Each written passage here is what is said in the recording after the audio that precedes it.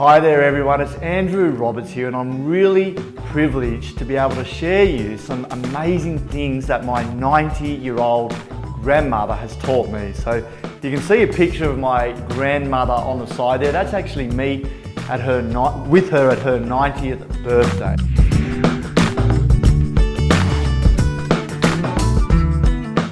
And you know, I think we can learn so much from our elders, so much from our grandparents, and I'm very blessed to have one of my grandparents still alive. I call her Diddy, and she's taught me some profound things over my life.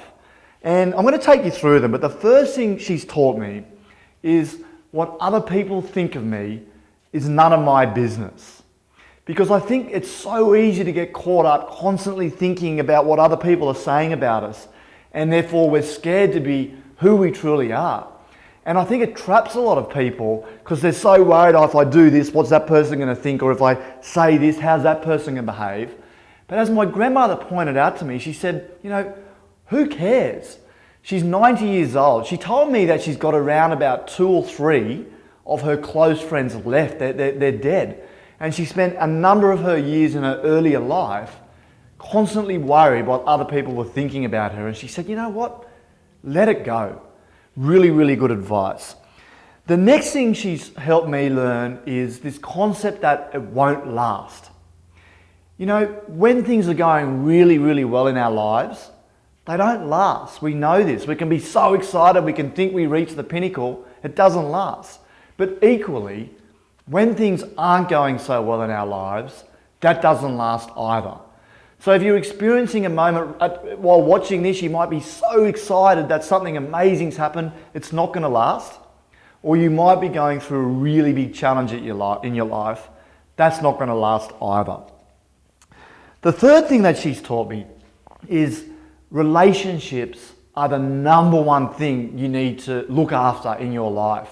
Because when you get old, that's all you really care about. I mean, she doesn't need money, she doesn't care about putting money away to go on big trips and travel.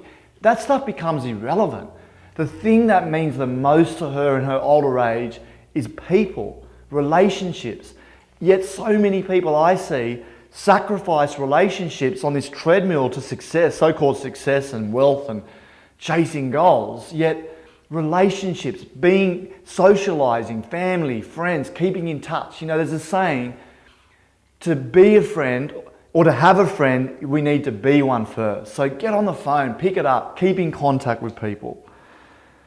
Equally, she talks about building relationships with younger people because she said to me, you know, all her friends as a 90-year-old, they're dying, and now most of her friends are 10, 20, maybe even 30 years younger than her. She goes and plays bridge, and a lot of them are in their 60s and 70s. And she said it's very important to become friends with the younger people. The next thing is she taught me that life is about fun. That's it. She said at the end of the day, all that matters is you do stuff where you're having fun every day.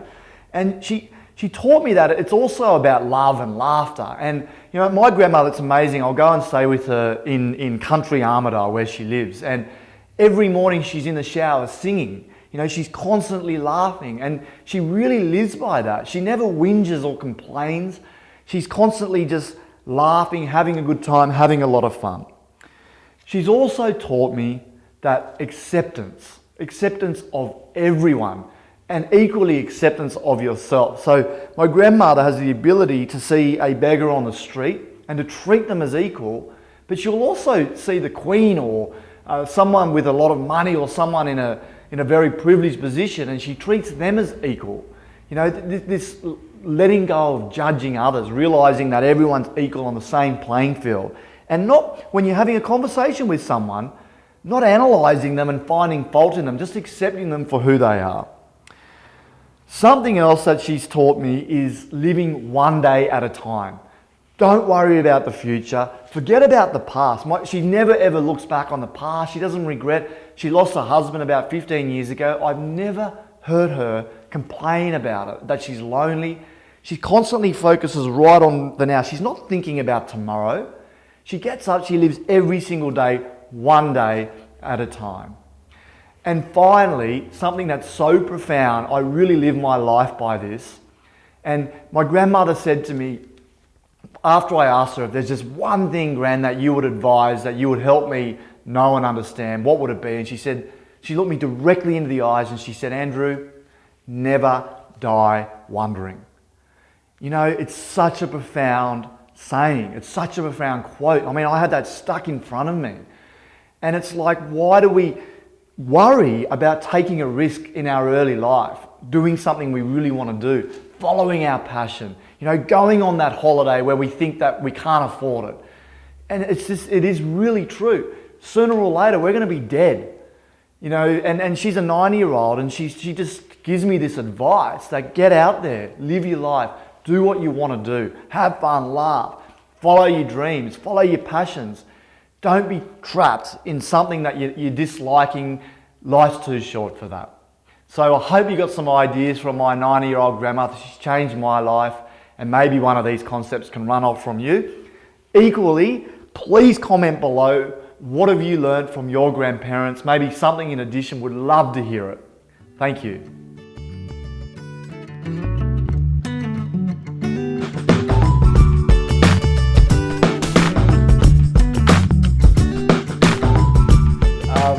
If I sang in the shower, what would I sing? No, I can't sing in the shower. She was a fast machine, she got my